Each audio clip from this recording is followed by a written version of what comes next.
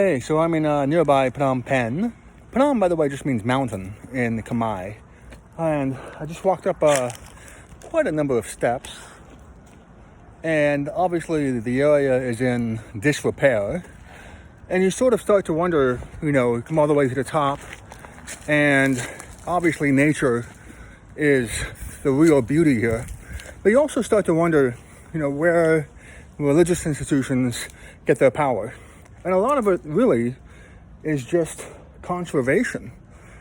You've got this whole area, and it could be a shopping mall, it could be a hotel, but there's nothing really here except nature, the most important thing. And the air is clean, and even though it's not in a state of pristine corporate development, it's beautiful. And so one thing you want to realize as you travel is just that you have to see not only what's there, but also what's not there and what would otherwise be there, but for some intervening force, whether economic, religious, or otherwise. And you can see the power of Buddhism and religion in this area simply because if a nonprofit happens to own the land, you wouldn't necessarily see the government interfering. The presumption would be that you're dealing with an apolitical body that, for the most part, wants to be left alone. And the advantage of that would be exactly what you see here.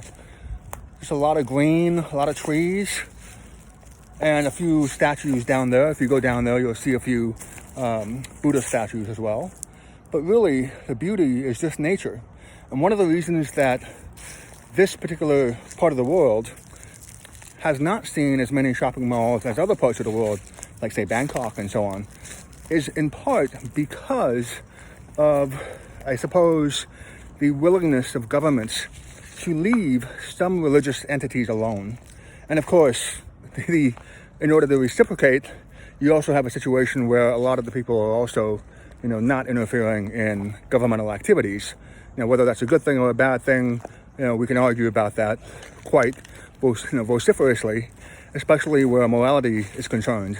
But in terms of the economic impact, the real thing you want to see is that where you have some entities coming in, particularly religious entities, particularly in Asia, you're going to see an ethos that is geared towards, I suppose, natural preservation.